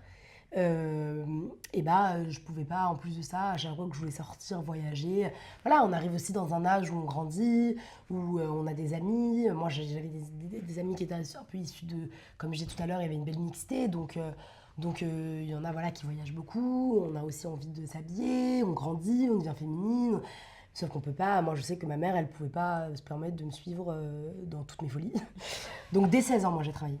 Dès 16 ans, dès la première, le septembre de la première, moi je suis en fin d'année, donc j'avais 16 ans à l'époque. Je commençais à garder des enfants. Je faisais des sorties d'école, sorties de centre de loisirs. Ensuite, dès que j'ai eu 17 ans, j'ai passé mon BAFA. Je trouve que c'est bien de passer le BAFA. Ça permet en fait, en plus, vu que vous avez les mêmes vacances scolaires que les enfants, ça permet de travailler sur les centres de loisirs pendant les vacances. Les centres de loisirs, c'est des horaires assez cool et c'est très bien payé. J'allais te dire le contraire. Moi, j'ai bossé aussi, j'ai mon BAFA, meuf, c'était 4,60 € de l'heure. Hein. En centre de loisirs? Centre de loisirs. Dans la ville à côté de chez moi. Moi, j'étais payée 500 € la semaine sur les vacances scolaires en faisant du lundi au vendredi, 8h, 18h tous les jours. 8h30, 18h30 tous les jours. Ah, punaise. Ouais, non, c'était vraiment que dalle. Et du coup, mais ça peut être très bien. Mais ça peut être très bien. À Paris, en tout cas, c'est très bien. À Paris, c'est assez bien payé. C'est entre 11 et 13 € de l'heure en fonction de la commune où tu vis. C'est dingue. Ouais. Donc c'est assez cool. Donc moi j'ai fait ça et en fait ça peut en plus vu que tu as les mêmes vacances que tu vois à Noël par exemple, les 2 semaines de Noël, je faisais 2 semaines au centre de loisirs. Pendant les vacances scolaires, moi j'avais qu'une semaine, du coup ça me permettait de faire une semaine où tu gagnes 500 € quand même, donc c'est pas négligeable. Et donc tout ça, vu que je travaillais depuis 16 ans, ça m'a permis de mettre beaucoup d'argent de côté. Et donc ça m'a permis de faire un échange, de partir. Un échange qui m'a coûté 12 000 € quand même. Ah ouais, c'est énorme. Mais en fait, du fait d'avoir travaillé très jeune, j'étais assez consciente, et même si ça m'a permis aussi de profiter, de vivre, de passer mon permis, de payer mon permis toute seule, de payer ma voiture, de payer mon scooter, de payer mes fringues, tous mes trucs, mes livres de droit. Ça, faut en parler aussi. Ouais. Les livres en droit, après, il y a les bibliothèques et tout aujourd'hui, donc ça va, c'est cool. Mais quand tu veux t'acheter un code, tu dois t'acheter un code. Le code, il change tous les ans. Et donc, à chaque fois que tu dois le racheter, ça... après, non, il y a que... Il y a des petits changements tous les ans, mais des fois, tu as des grosses réformes qui arrivent, comme pour le droit des contrats, tu as une grosse réforme en 2016. Donc, tous ceux qui avaient celui avant 2016, il est plus valable. Et le code de commerce, il y a eu une grosse réforme en 2021 en droit des sûretés. Donc, pareil, il faut changer. Donc, moi, je l'avais acheté, mon code de commerce, quand j'ai commencé ma licence. Donc, il m'a fallu en racheter un autre. Okay. Et pareil, quand tu passes le CRFPA, il faut en racheter. Donc, voilà, ça coûte quand même, ça coûte pas excessivement cher. Même si la fac coûte 200 €, voilà, t'as quand même faut ça à avoir aussi. des livres. Après, si vous voulez bien réussir, il faut aussi que vous achetiez des livres, des trucs, ou alors que vous allez à la bibliothèque les emprunter. Mais après, il y a des options, tu vois. Il y a des gens qui vendent sur Vinted, sur Le Bon Coin. N'hésitez pas à fouiller, encore une fois. Faut pas être feignant. Vous regardez, vous achetez les livres, les groupes Facebook des facs qui disent oui, je revends, je me suis réorientée, j'ai plus besoin. Ou alors j'en ai plus besoin, je passe en L2. N'hésitez pas, on s'en fout, vous allez faire un an et puis même vous après vous le revendez. Carrément. Moi mes livres de licence, je les ai encore, je les ai refilés il n'y a pas longtemps à une nana qui rentre en licence. Donc, c'est vrai que tu vas galérer un peu plus à trouver l'info, c'est ça. Voilà, avoir des meilleurs bails, à travailler. Après moi j'allais beaucoup, surtout à Nanterre, j'allais beaucoup à la bibliothèque. Et il y a tout. Il y a tous les livres, il y a tout, vous empruntez là-bas, vous bossez dessus, vous pouvez les emprunter chez vous, même les codes, ils prêtent les codes et tout. Donc en vrai, mais le problème c'est qu'en période de partiel, tout le monde emprunte les codes. Et en plus, vous n'avez pas le droit de les surligner, vous n'avez pas le droit de les mettre en tout cas, si tu mets des post-it, il va falloir que tu les enlèves tous un par un. Donc autant en acheter un, investir un petit peu, et le tien, en droit, tu as le droit de mettre des post-it et de surligner avec des surligneurs. C'est pour ça qu'on a plein de surligneurs, toutes les couleurs et tout. Donc c'est bien d'avoir les siens, mais C'est un investissement, mais ouais, moi j'ai toujours bossé beaucoup, peut-être un peu trop même en liant en L1. Tu faisais quoi comme taf du coup? Je faisais le centre de loisirs sur les vacances scolaires, je faisais les sorties d'école tous les soirs et je bossais dans un resto les week-ends. Okay. Donc je bossais énormément, tous les soirs après la fac ou même avant, parce que des fois c'est la fac, des fois t'as cours que le matin, que l'après-midi, t'as pas beaucoup de cours. Donc, et puis j'avais pas forcément d'amphi en plus, donc je faisais des sorties d'école d'enfants tous les jours. Et après le week-end, de la restauration et les vacances scolaires, le centre de loisirs. Et les grandes vacances, je faisais un stage, plus après août du centre de loisirs. Donc, Tim, on se repose jamais quoi. Ouais, Tim, on se repose jamais. Et après, ma mère, elle me disait, mais c'est dingue. Et puis j'ai mon meilleur ami qui me dit souvent, mais celui-là, l'URSS, c'est fini. Ça y est, t'es pas obligée de te matraquer comme ça. On dit, on n'est plus à Staline, là, ça n'existe plus, le régime communiste hyper, les goulags, tout ça. Elle me dit, mais t'es au goulag là. Et en fait, il me disait, mais t'es dingue. Mais après, je te comprends, je suis un peu pareil en mode, t'as tellement envie aussi de découvrir, de faire d'autres choses. Donc, t'étais en train de parler de ton échange, tu vas y revenir. Mais si t'as cette fibre en mode, mais je vais faire comme les potes, je veux moi aussi partir, faire de l'expat, m'acheter ça a été des le trucs. cas, ça a été le cas. J'ai pu voyager, je suis partie en Amérique latine, je suis partie en Asie, je suis partie en vacances plusieurs fois dans l'année, j'allais au ski. C'était des choses qui, moi, mon milieu social ne me permettait pas de faire. Pourtant, j'allais au ski, mais jusqu'à 18 ans, en colo. Ma mère m'a toujours envoyé, au ski en colo. Mais après la colo, elle ne pouvait pas payer les vacances avec les potes de chacun d'entre nous. Voilà, quand en école de co, ils organisent des trucs sympas, pas très chers. À la fac, rien du tout. Donc en fait, si tu veux partir, tu pars en plus pendant les vacances scolaires parce qu'il ne faut pas que tu aies cours. Donc c'est le moment où tous les Parisiens partent, parce qu'on a les mêmes dates que les Parisiens. Donc ça coûte un bras. Les billets de train, c'est hors de prix. Donc ma mère ne pouvait pas, tout court, en tout cas, me financer ça, mes vacances et mes plaisirs. Donc oui, moi c'était hors de question que je m'en prive. Donc je me suis aussi donné les moyens d'avoir ce rythme de vie. Donc je bossais matin, midi, soir. Ça me permet vraiment beaucoup de voyager, de pouvoir manger très souvent au restaurant, de pouvoir sortir avec les copines, aller boire des verres. Voilà, ça m'a permis aussi de mener un rythme de vie d'étudiant, de jeune, de cool, quoi, sympa. Et je regrette pas du tout. Puis ça m'a donné la valeur de l'argent, ça m'a donné la valeur de la vie. J'ai pas eu tout cuit dans la bouche. Je me suis levée, j'ai retroussé mes manches et je me suis battue pour avoir ça. Et donc je l'ai eu et ça m'a permis du coup de faire l'échange dont je parlais. C'est l'école là-bas en échange, donc je suis partie au Maroc parce que c'est mon pays d'origine. C'est un pays qui m'intéresse potentiellement pour y vivre un moment de ma vie. C'est un super pays que j'adore. Donc je voulais aller voir un petit peu, y vivre un petit moment. J'ai fait un échange et ça a été génial, mais j'aurais pas pu... quand j'étais là-bas, je travaillais plus. Du coup, je disais ça aussi, c'est très compliqué de passer de tout à rien. Mais du coup, il a fallu que je puisse payer mon logement. Il a fallu que je puisse payer mon appart, l'électricité, l'eau. Là aussi, c'était une vie d'adulte, donc les courses, les allers-retours en France pour venir voir les amis, la famille, les mariages pour assister. Donc ouais, si j'avais pas bossé et mis de l'argent de côté, j'aurais jamais pu faire cette expérience incroyable. Et tu dirais que ça t'a apporté quoi aussi? Et là, ça nous permet de faire la transition vers le monde pro. Est-ce que ça a été un... Parce qu'il y en a plein qui ont un peu honte de dire qu'ils ont un job étudiant. Bon, ça vraiment, faut pas du tout avoir honte, au contraire. Au contraire. Et est-ce que, voilà, qu'est-ce que t'as appris et en quoi ça t'a servi pour tes candidatures? Ouais, et moi, ça m'a... Déjà, faites des contacts. En vrai, on n'y pense pas souvent, mais moi, dans le resto où j'ai bossé, j'ai rencontré pas mal de monde. Et là où j'étais animatrice, j'ai rencontré une collègue animatrice qui m'a permis de dégoter mon premier gros stage. Donc, c'est triste à dire, mais les premiers stages, c'est beaucoup avec du piston. Parce qu'on ne vous prendra jamais sans expérience et en plus en licence. Carrément. Mais du coup, les jobs étudiants, on ne pense pas comme ça.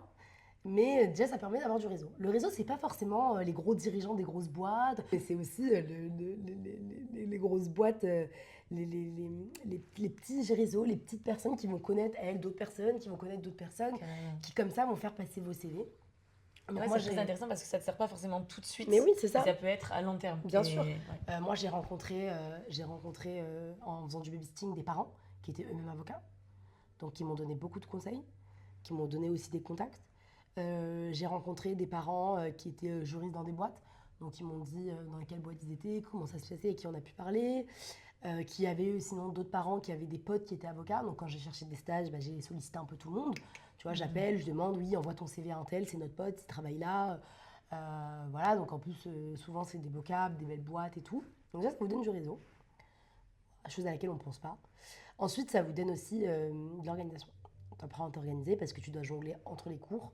Tu dois être bon dans ton taf parce que sinon on te vire. Et tu dois être bon à l'école parce qu'il faut que tu valides.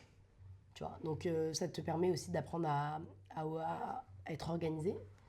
Ça t'apprend à te dépasser parce que des fois t'es crevé, des fois t'es... Ouais, mais tu prends tes responsabilités, ça te donne en maturité. Et puis ça te permet de grandir, ça te permet de voir, de rencontrer du monde. Franchement, c'est franchement, je vois pas. Le seul inconvénient, c'est d'avoir moins de temps. Au bout d'un moment, sinon tu fais comme moi et tu dors pas. Mais tu es obligé de sacrifier quelque chose. Soit tu sacrifies le sommeil. Une fois, j'ai vu quelque chose comme ça passer sur les réseaux et je trouvais ça très juste. Il dit, quand tu es étudiant, soit tu sacrifies ton sommeil, soit tu sacrifies ta vie sociale, soit tu sacrifies tes études. Moi, je voulais réussir mes études et je voulais voir mes potes. Donc c'était hors de question parce que j'avais un job étudiant c'est-à-dire que je finissais des fois à 22h et j'allais boire un verre avec des copines ou j'allais dîner avec des copines alors que j'étais crevée et que j'étais debout depuis 7h du matin. Et je restais avec les copines jusqu'à minuit, 1h, tu vois. Parce que je voulais pas perdre ma vie sociale et que pour moi c'était hyper important, mais du coup je sacrifiais mon sommeil. Donc t'es obligé de faire un prorata comme ça, à sacrifier quelque chose. Ou alors t'es plus raisonnable. mais ça, pour moi, il n'y a pas d'inconvénient, si ce n'est le manque de sommeil ou le manque de vie sociale, du coup que ça va créer. Carrément. Mais ça, c'est que du bonus. T'as de l'argent, t'apprends à t'organiser, tu prends en maturité, t'as des responsabilités, et puis c'est des skills, c'est des soft skills que tu peux vachement revendre sur ton CV. Moi, aujourd'hui, sur mon CV, je mets que j'ai été animatrice pendant 7 ans. Je mets que depuis que j'ai 17 ans, je suis animatrice, tu vois. Je mets du coup, ça m'a permis d'avoir... On en parle en entretien. Oui, mais je vois que vous avez été animatrice très longtemps, parce que 7 ans, tu vois, c'est significatif quand même. Oui, parce que qu'est-ce que ça vous a apporté cette expérience? Tu vois, les gens, ils aiment bien que t'es... Bon, une fois, j'ai voulu le supprimer de mon CV, et je parle avec une avocate avec qui je m'entends très bien, chez qui j'ai fait un stage, et elle me dit, mais surtout pas. Nous, on adore voir que déjà, tu as fait autre chose, que tu sais faire autre chose, et que tu as su jongler entre ça et tes études, et qu'en plus, du coup, ça t'a donné de la créativité, ça t'a donné de la pédagogie, ça t'a donné... Voilà, les enfants, t'es face à eux... Garder son sang-froid, patience, communication, avec l'esprit d'équipe, parce que tu bosses avec une équipe d'animateurs. Donc, ça te donne des soft skills qui sont vachement appréciés des recruteurs. Donc, faut pas du tout le cacher, il faut pas en avoir honte, il faut pas hésiter à en parler. Au contraire. Et est-ce que tu as eu un moment dans toute cette phase où tu as été un peu épuisée ou... Parce que franchement, je l'appelle un peu le burn-out d'été, tu vois. Une fois, j'enchaînais prépa et puis saison, donc bosser tout l'été sur un resto, enfin dans un resto. Et là, j'ai un moment où vraiment, j'en pouvais plus, quoi. J'étais en train de bosser, surtout que dans ces milieux-là, dans la restauration, les managers sont pas toujours ouf. Donc, par exemple, j'avais des règles hyper douloureuses. Genre vraiment, j'étais à deux doigts de faire le malaise. Et là, elle me disait non, désolé, on a besoin de toi, tu dois rester. Je suis partie vomir au shot tellement j'étais mal. Et là, elle a dit ok, c'est bon, Eva, tu peux y aller. Et là, je me suis dit, mais en fait, c'est quoi ma vie? Tout ça, j'en peux plus, c'est comme ça de se calmer. Et c'est vrai que t'as des petits moments. Donc, oui, t'as des downs, t'as toujours des downs de toute façon. Si la vie parfaite, si on avait la clé de la vie parfaite toute rose, il y a beaucoup de moins de gens qui seraient mal. Mais ouais, moi j'ai eu une période l'année dernière où j'ai enchaîné stage. Enfin, j'ai fini les cours. J'ai fini les cours le lundi, le mercredi, j'ai débuté mon stage. Et en même temps que mon stage, donc, qui se déroulait de 9h à peu près 20h tous les jours, je bossais en restauration de 20h.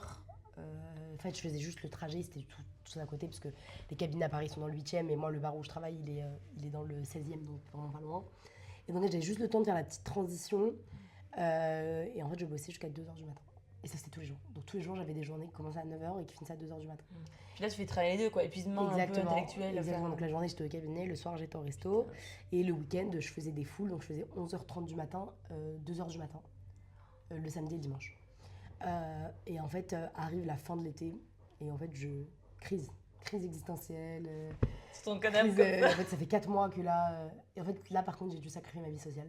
Je pense que c'est ça un peu ce qui était compliqué parce que j'avais pas le temps. Là, je pouvais pas. En l'occurrence, je pouvais vraiment pas. J'allais pas voir les gens entre 2h et 4h du matin. Les gens, ils bossent. Ça y est, on a grandi en plus. Ça y est, maintenant, les gens ont une vie. Moi, mes potes, elles sont pour la plupart déjà en CDI. Il y a que moi qui fais 15 masters comme ça, qui m'arrête pas. Donc, elles bossent toutes et tout. Et donc là, je voyais plus personne.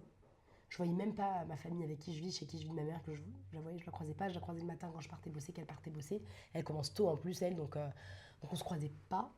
Et en fait, fin d'été, je suis en mode, ok, j'ai gagné de l'argent. Mais là, j'ai pas profité de mon été. Je suis crevée. Et je repars pour le M2, pour une année d'M2. Et donc oui, t'as forcément des... Donc j'ai fait la crise que j'avais à faire. Je me suis coupée du monde un temps, le temps d'être bien. Je suis partie me ressourcer en vacances. Ça m'a fait du bien. J'ai dit au cab, là, est-ce que je peux avoir quelques jours? Ils m'ont dit pas de souci. De toute façon, c'est plutôt calme. Fin août et tout. Et donc, je suis partie quelques jours et je suis partie début septembre. Ça m'a fait beaucoup, beaucoup de bien. Ça m'a aussi permis de remettre un peu tout à sa place, de recentraliser les choses, de me rappeler pourquoi je faisais ça et de l'importance de le faire. Et après... Ouais, carrément. Et puis après, des phases un peu, des crises existentielles, si on peut appeler ça comme ça, il y en aura tout au long de ton parcours, c'est déjà, ça? et puis là, c'est l'âge, plus que ouais. jamais, tu vois. Après, moi, nous, on est un peu plus âgés, donc voilà. Ouais. Mais du lycée à la fac, tu passes par des crises comme ça, où tu vas être pas plus ou moins bien, des moments où tu vas être très bien, où tu apprends à te connaître aussi, on se connaît pas très bien, on est jeune, très vite on est lancé un peu dans ce monde. C'est ça, de brut. Tu vois, de brut, vraiment, et on n'est pas forcément préparé. Et c'est trop intéressant. J'ai trouvé hyper pertinent ce que tu as dit, le fait de prendre du temps pour soi et de passer des moments seuls. Ouais. C'est un truc qu'on n'a pas l'habitude de faire. Surtout, je trouve, au lycée, début d'année d'études, c'était même limite mal vu, en mode t'as pas de potes, donc t'es solo. Mais quand tu prends la décision de le faire, mais pareil, genre je me prends des fiches où je fais bon, ok, mise à jour. Qui je suis, qui j'ai envie d'être, vers où je vais, qu'est-ce qui est important pour moi. Et tout le temps de faire un peu ces remises en question pour s'assurer d'être dans la bonne direction et de toujours kiffer, parce que c'est ça qu'il faut. C'est hyper important. Moi, je sais que c'est quelque chose que je faisais pas du tout. Je bossais beaucoup et en plus, j'avais plein de potes. J'en avais vraiment plein de potes. Quand on grandit, ça réduit forcément. Mais du coup, je faisais jamais rien. En fait, il n'y avait pas un soir de la semaine où j'avais rien à faire. C'est-à-dire que juste, en fait, je finissais peut-être la fac et je rentrais. Non. En fait, soit je travaillais, j'avais un babysitting jusque très tard le soir, soit je voyais des potes. Et ça, tous les soirs. Donc, en fait, le vendredi, le samedi, Et en fait, c'est pas une vie. Donc, soit j'avais des dîners avec des copines dans des restos, soit j'avais des verres avec des potes, soit j'avais des trucs organisés, soit babysitting. Et en fait, non. En fait, c'est quelque chose que je ne savais pas faire et qui s'apprend. Je faisais rien seule. Il y a même le sport, j'y allais avec des copines. Ah ouais. Et en fait, je suis partie en échange. Et donc, je me suis retrouvée seule dans un pays à des milliers de kilomètres d'ici. Et bon, en fait, je me suis rencontrée. Enchantée, soyez là. Oh là, vous êtes voilà. chouette. Mais meuf, t'es trop cool. En fait, c'est bien d'être seule, tu vois. Et en fait, j'ai appris à ne rien faire. Et j'ai adoré ne rien faire. J'ai adoré passer des jours à vraiment rien faire, à regarder un film, lire un livre, faire des mots croisés. Enfin, vraiment, genre, rester chez moi et ne rien faire de... Genre, tu fais quoi? Bah, je suis chez moi, quoi, je chill. Je recharge les batteries. C'est ça, exactement. Et en fait, avant, c'était quelque chose que je ne savais pas faire. Et en fait, maintenant, je ne peux pas avoir des trucs tous les soirs. Ah ouais. Là, cette semaine, j'avais beaucoup de trucs. Pas possible. Genre là, ce soir, demain soir, j'ai rien. Demain, toute la journée, j'ai rien. Dimanche, toute la journée, j'ai rien.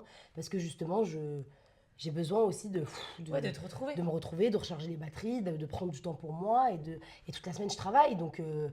Et en fait, c'est hyper important de prendre du temps seul. Avant, même aller au ciné, je ne savais pas aller au ciné seul. Là, maintenant, je vais aussi. Normal, je prends un plaid, j'achète des popcorn, je me pose. Là, moi aussi, mais tu vas c'est ça, tu vois. De toute façon, le ciné, c'est vraiment pour un seul endroit où vraiment tu peux aller seul, c'est le ciné. Bah ouais. Puis moi, les gens qui parlent, en plus, ça me saoule. Ouais. Donc vraiment, c'est. Voilà. Tu vois, donc en fait, c'est vraiment le seul endroit où tu. Et même ça, j'arrivais pas. Maintenant, j'ai besoin. Mais en fait, on a une espèce de peur de passer des moments seuls et d'aller seul dans des endroits, mais qui est infondé. Et mais en fait, t'as aussi le jugement des autres et tout, comment on te regarde et tout. Il est dans ta tête, il est carrément dans ta tête, personne ne te calcule. Ah ouais. Et tu vois, ne serait-ce que manger au resto, maintenant, c'est un truc. Alors, je fais pas des restos, j'ai pas encore passé le cap de faire des vrais restos de dingue toute seule. Ça, je l'ai fait une fois et je trouve ça trop cool. Au moins, tu savoures vraiment les aliments. Parce que quand tu papotes et tout, t'es pas focus sur la nourriture. Là, mais je vais au café toute seule. Je prends un café, mon ordi, je bosse. Je vais au café des fois même sans ordi, genre juste prends un livre, je me pose. Ouais. Non mais c'est génial, en fait il faut prendre soin de soi comme ça. Oui. Je vais au resto toute seule, si j'ai envie d'aller au resto, que personne n'est dispo. Avant j'y allais pas. Maintenant j'ai envie d'aller au resto, j'ai envie de manger dans ce resto, j'ai envie de tester ce resto aujourd'hui et pas dans une semaine. Bah, j'y vais, je prends mon petit vélo, j'y vais, je teste le resto et puis je mange et puis tu gagnes les gens, en liberté. Ils vous regardent, même si des fois il y a des gens qui regardent derrière. Tu vois, des fois t'as des Italiens, des trucs comme ça, c'est pas commun d'y aller seul, tu vois. Bah, il faut 15 minutes et puis après ils rentrent dans cette discussion et puis ils passent à autre chose. Hein, donc, et je trouve que ces moments-là, ils sont hyper importants pour pour être bien, pour pouvoir aussi se retrouver, recharger ses batteries et pouvoir continuer à apprécier la présence des autres et que la présence des autres ne vienne pas juste une habitude, quoi. Ouais, quelque chose de pesant même sans s'en rendre compte. Mais on a dévié sur le développement personnel. J'adore en vrai.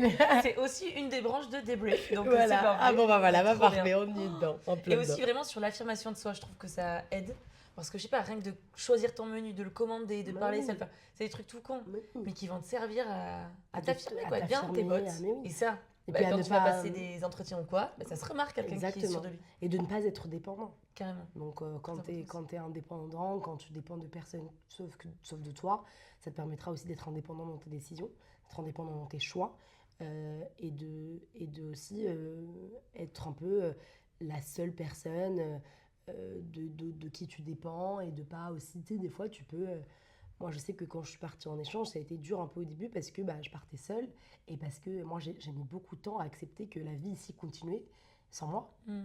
Tu vois, j'étais en mode, mais non. Ah bon Non, Queen mais, Soyla n'est non, pas mais tu là. vois, c'est comme mode, Carrément. tu vois, tu vois, tu reviens, les gens ils t'attendent pas hein, pour vivre. Hein. Tu reviens, tu pars 7 mois, tu reviens 7 mois plus tard, une telle elle va se marier, l'autre il est parti déménager à l'étranger. La vie elle continue, tu vois. Il y a eu des trucs qui ont été organisés sans toi, t'es pas au courant, t'es plus convié. Et après, tu vois, c'est. Alors que si j'étais pas revenue en dépendant que de moi, justement, en étant encore trop attachée à toutes ces choses, je pense que j'aurais très mal vécu le fait que c'est avancé, que ça ait continué à avancer sans moi, tu vois. Alors que là, j'étais en mode, mais vous avez avancé, moi aussi, et c'est ok, genre on se retrouve. Il y a des gens avec qui malheureusement bah, ça ne matche plus, parce que t'es parti trop longtemps, parce que vous êtes devenus trop différents. Et pareil, les échanges universitaires, le fait de pouvoir partir à l'étranger, c'est hyper important. T'en apprends beaucoup sur toi, tu grandis, tu te connais mieux, tu deviens hyper ouvert d'esprit. Moi, ça, je le conseille aussi. C'est un des conseils que je donne. Si vous avez l'opportunité de faire des échanges au cours de votre cursus, et même si ce n'est pas le cas, prenez un an. Vous avez bossé toute votre vie. Vous avez bossé toute votre vie. Prenez 6 mois, ne serait-ce que 6 mois, entre votre fin d'études et votre démarrage de poste, pour voyager. Voyager, c'est la seule chose dans laquelle vous dépenserez votre argent, mais qui vous rendra plus riche. Ça et l'investissement. C'est tellement beau, meuf. Waouh, Tu vois, j'achète. c'est vraiment hyper important. Genre vraiment, si vous avez l'opportunité, je sais que c'est pas tout le monde qui peut, c'est pas... Mais même bosser. Tu bosses 6 mois après ta fin d'études. Puis après, tu bosses, tu pars. Tu fais un CDD. De toute façon, au début, tu as des CDD, de toute façon. Même un an, tu mets de l'argent de côté, mais tu te dis, il faut que je parte, il faut que je découvre autre chose. Parce que tu reviens tellement changé. Carrément. T'es plus la même personne. T'es plus la même personne. Et justement, ça coque avec certaines personnes qui sont jamais parties. Moi, mes potes dont je suis le plus proche maintenant, c'est ceux qui sont partis. Parce que t'es sur la même longueur d'onde, parce que tu vois que t'es tellement plus ouverte d'esprit, t'es tellement... Moi, ma pote avec qui je suis le plus en accord maintenant, c'est une pote qui a vécu pendant très très très longtemps en Australie. Mais qui est partie toute seule comme ça sur un coup de tête. Et oui, et aussi, ce que tu apprends, c'est à être hyper indépendante parce qu'en fait, pour la première fois de ta vie, tu vas partir loin de ta famille et tes amis. Et je trouve que vraiment, ce lien avec Exactement. la famille qui. Il est dur, Tu hein. t'es construit, tu vois, avec eux, ils te voient d'une certaine façon, tu as Ouais. une identité avec eux. Ouais. Mais elle peut être quand même différente quand tu es avec un cercle qui est complètement différent. Bien sûr. Et ouais, le retour est parfois compliqué. Mais c'est ça, moi la rupture est dure, mais le Mhm. retour est dur aussi. Hein. Ouais. La rupture, nous, elle a été très dure. Moi, je suis très fusionnelle avec mes frères, j'ai 4 frères, je suis très très fusionnelle. Ma mère, on est très très proches, moi, elle a l'impression de venir me voir, j'étais pas très loin.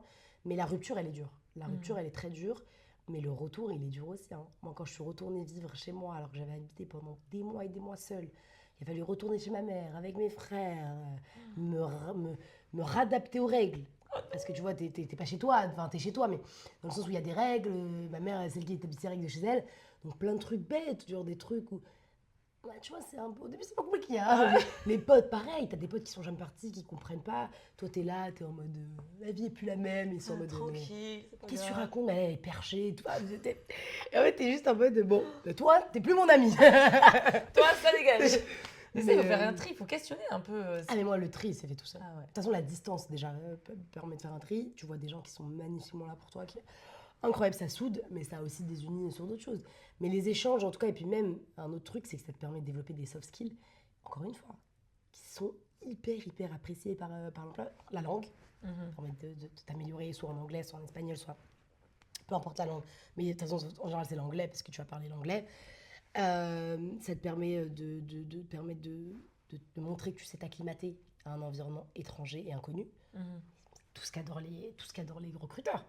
Ah, je suis partie 6 mois en Inde, je connaissais personne, je suis partie tout seul avec un sac à dos, ils sont en mode... mais toi, dans notre boîte, tu vas avoir aucun problème à t'y faire si tu t'y es fait en Inde, tu vois ce que je veux dire? Carrément. Donc, Faculté d'adaptation. encore une fois, de toute façon, c'est tout est une question de savoir se vendre. Mhm. Et je trouve que les écoles de commerce, c'est une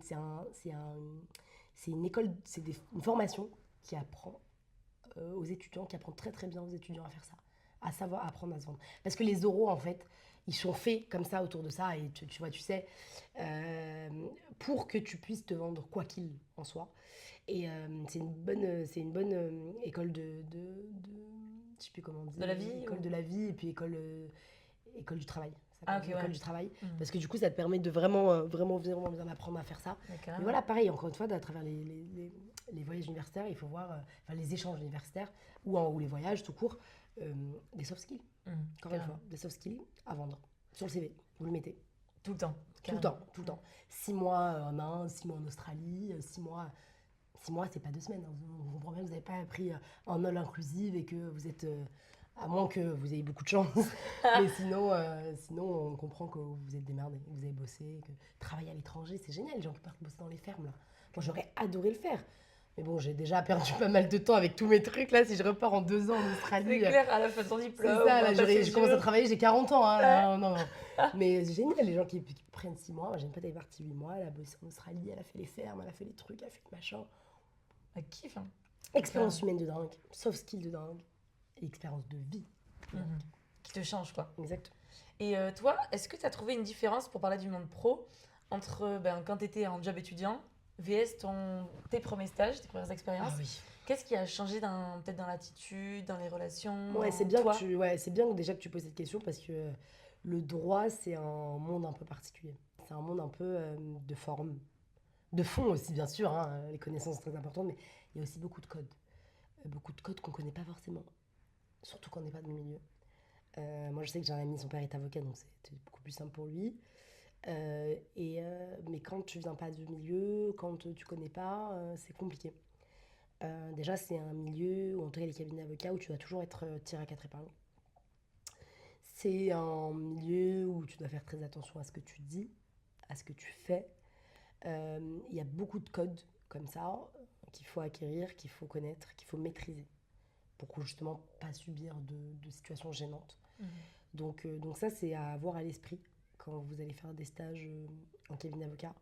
Voilà, il faut bien vous comporter, vous venez habiller correctement. Il faut s'adapter aussi à l'esprit du cabinet. Tu as des cabinets maintenant un peu esprit start-up, où tout le monde se tutoie, où on vient en jean et tout. C'est encore une minorité, une extrême minorité. Hein. Moi, j'ai fait un seul cab où on se tutoyait. Sinon, il y a un truc en droit qui est vachement important, c'est la hiérarchie. Donc, on ne s'adresse pas à une collab comme on s'adresse à une associée. Il y a des statuts, on respecte ces statuts, et nous, on est stagiaires. Donc, nous, sur l'échelle, on est en bas. Et c'est important, non mais c'est important d'avoir conscience parce que moi, j'ai une camarade de licence, une fois, qui s'est pris veillez à rester à votre place. Tu vois. Donc, c'est tellement violent, ça. Ouais, tu vois, donc ça peut être violent. Et pour justement éviter de subir cette violence qui, en vrai, on s'en remet mal, enfin, même difficilement. Cette phrase, elle doit encore résonner. Ouais, C'est ça, tu vois. Donc, pour éviter ça, il faut vraiment avoir bien conscience de comment se comporter, des choses qu'on peut faire, qu'on ne peut pas faire. Et voilà, le droit, c'est quelque chose... Donc, moi, ça m'a changé, parce que surtout, j'étais dans un environnement très cool. La restauration, tu connais, c'est hyper chill. Et justement, c'est génial. Moi, je les adore, mes collègues, ils sont géniaux. Mais au centre de loisirs, c'est pareil. C'est beaucoup de jeunes, c'est turnover. Donc, les gens viennent pour des jobs étudiants. Donc, ils ne restent pas forcément tout le temps. Et puis après, moi, à la commune où j'étais, il y avait beaucoup de titulaires aussi, donc de gens qui bossent, c'est leur boulot. Et pas mal 50-50. Donc c'était des milieux où c'était informel. J'allais bosser en jean basket, je m'habillais comme je voulais, je mettais des jeans déchirés si je voulais. Quand j'ai fait mon premier stage, je savais, après je m'y attendais. Mais du coup déjà, niveau vestimentaire, ça s'est beaucoup changé. Niveau attitude, niveau vocabulaire. On n'est pas du tout sur du familier ou même pas de famille, mais un courant chill, quoi. Non, là, on s'exprime bien. On vous voit. Ça, c'est toujours important aussi de toujours vous voyer quand on ne sait pas. Si après, on vous dit, tu peux me tutoyer, voilà, tu tutoies, mais sinon, on vous voit. Dans ton cabinet d'avocat, on ne vous dira pas souvent. Et puis après, ça m'a changé sur les tâches, les missions, mais ça, c'est normal. Hein, c'était plus exigeant, c'était plus intellectuel. c'était moins instinctif, tu vois, genre m'occuper d'enfants. Moi, je fais ça depuis que je suis petite, j'ai des cousins, cousines, j'ai des petits frères, donc ça a tous mes jobs étudiants, ça a toujours été plus ou moins instinctif, tu vois.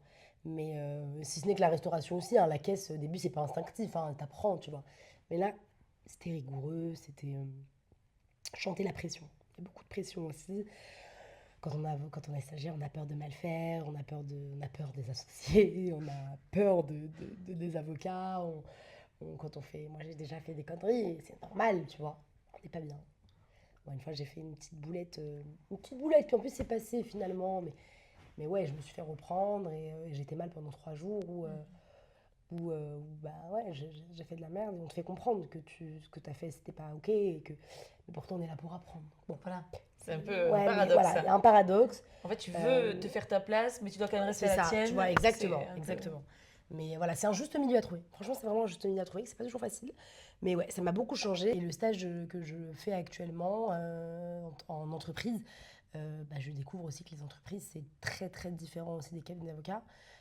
C'est très chill, c'est très, c'est très chill. Non, c'est exigeant au niveau du travail et tout, mais au niveau des formes et tout, il y a beaucoup moins de formes. On peut venir bosser en jean, on peut mettre des baskets, on se tutoie tous. Tout le monde se tutoie. J'ai aucun collègue que je ne tutoie pas, même mon N+2, je le tutoie. Parce qu'il me l'a dit, hein, mais voilà.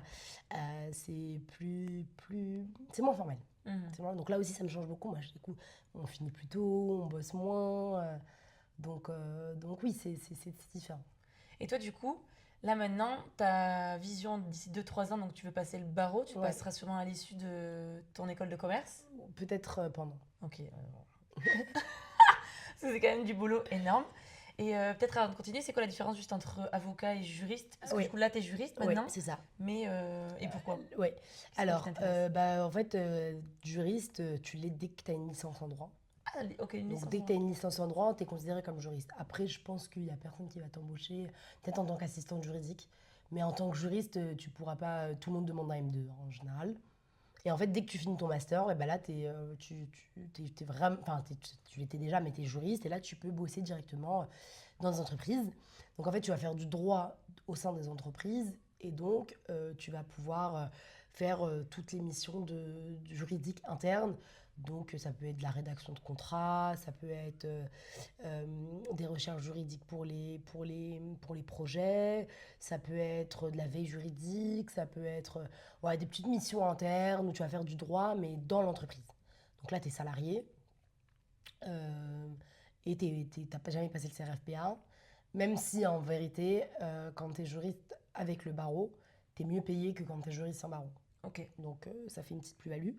Avocat, ça veut dire que tu as un master, que tu as fait un master, à minima master 1. Mais là, avec la réforme, la nouvelle réforme là, qui passe, je sais pas si tu as entendu parler, avant tu pouvais être avocat avec juste un master 1. Maintenant, notre cher ministre de la Justice a réformé tout cela et tu ne pourras plus être avocat avec seulement un master 1. Il faudra nécessairement, pour obtenir le barreau, un master 2. Ok.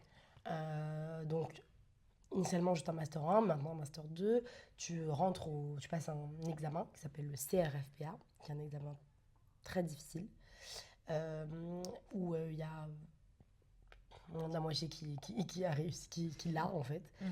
Et en fait, à l'issue de cet examen écrit de plusieurs matières, tu as plusieurs matières et tu les choisis en fonction de ta spécialité. Tu as un oral, si tu es admissible. D'abord, tu es admissible, soit tu l'es pas. Si tu es admissible, tu passes le grand oral. Donc là, c'est un oral où on te parle, on te pose beaucoup de questions, etc. de droit. Et ensuite, si tu as cet oral, tu intègres l'école d'avocat. Donc l'école d'avocat, ça se passe en 18 mois. C'est 2 stages de 6 mois et 6 mois, entre 4 et 6 mois de cours en fonction de l'école d'avocat dans laquelle tu es. L'école d'avocat des facs parisiennes, c'est l'EFB. L'école d'avocat des facs en banlieue, c'est l'EDAC. Et après, en fonction de chaque ville, chaque truc, chacun a son école d'avocat. Et en fonction de l'école d'avocat, tu fais entre 4 et 6 mois de cours. Ensuite, à l'issue de ces 4 et 6 mois de ces 2 mois de stage, donc tu fais un premier stage, tu n'as pas le droit de le faire en cabinet d'avocat. Tu es obligé de découvrir autre chose. Donc, soit en juridiction, soit enfin, pour l'EFB, hein, je parle, hein, après, je sais pas. Hein. Soit en cabinet, soit en juridiction, soit en direction juridique dans une entreprise, soit un stage en cabinet d'avocat, mais à l'étranger. Tu n'as pas le droit de faire un stage en France en cabinet d'avocat. Ensuite, tu as un deuxième stage de 6 mois qui s'appelle le stage final. Et donc là, c'était 6 derniers mois. Et donc là, tu fais un stage en cabinet d'avocat de 6 mois et qui normalement aboutit, quand ça se passe bien, sur une collab. Donc tu restes dans le cabinet après en tant qu'avocat. Et tu as 6 mois de cours où là, tu apprends, en fonction des matières que tu choisis, tu as des cours.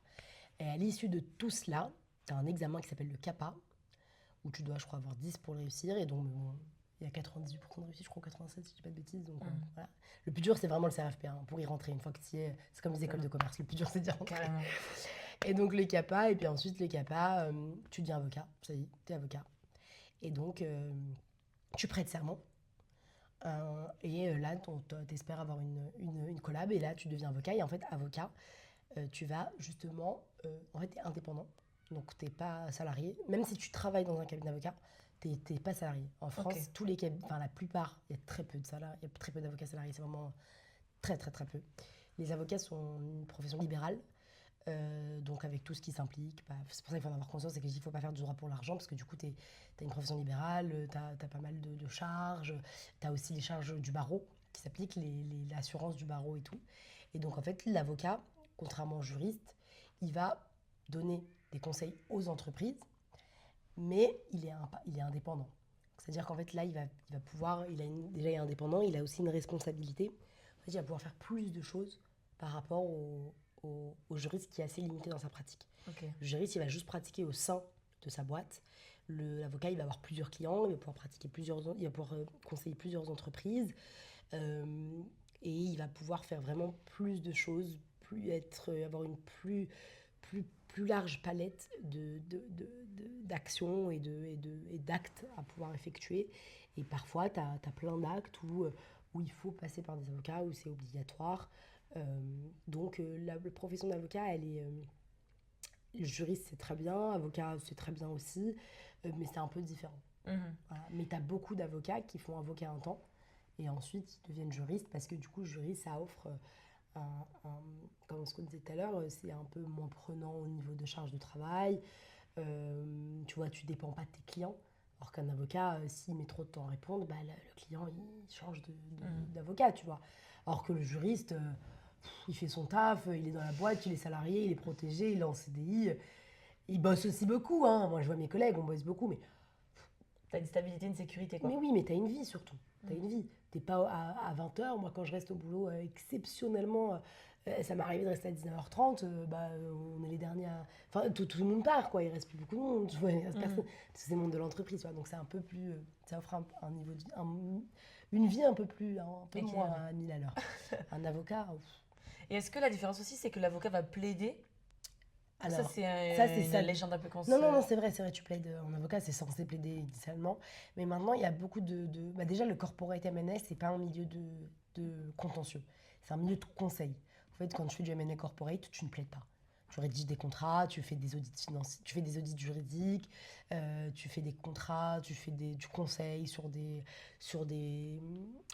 actes, des trucs à faire, des projets, voilà, tu as des conseils, tu fais des notes et tout, juridiques et tout, mais tu fais pas de tout contentieux. Par contre, tu as beaucoup de branches de droit où tu as du contentieux, le droit du travail, le droit commercial, où là, en fait, c'est quand il y a un problème, là, on va aller plaider, etc. Donc oui, il y a certains avocats, mais en fait, en avocat, tu as deux choses, tu as le conseil et tu as le contentieux. Tu as des avocats qui font et du conseil et du contentieux, et tu as des avocats qui font que du conseil et des avocats qui font que du contentieux. En fait, tout dépend de ce que toi tu fais, de ce que toi tu veux faire et du cabinet dans lequel tu vas bosser. Tu as des cabinets, moi j'ai fait un stage dans un cabinet qui faisait pratiquement pas de contentieux. C'est-à-dire qu'en fait, ils portaient jamais la robe, presque jamais. En fait, c'était deux associés, une associée qui faisait du conseil et du contentieux et un autre associé qui faisait que du conseil. Il m'a dit, moi, je ne plaide jamais. Donc en fait, il fait que conseiller les clients. Et après, s'il y a un problème, il envoie vers des confrères. Donc oui, le fait de plaider, c'est une des missions à part entière de la profession, mais que dans certains domaines. Ok. Ça, tu vois, c'est très intéressant parce que je pense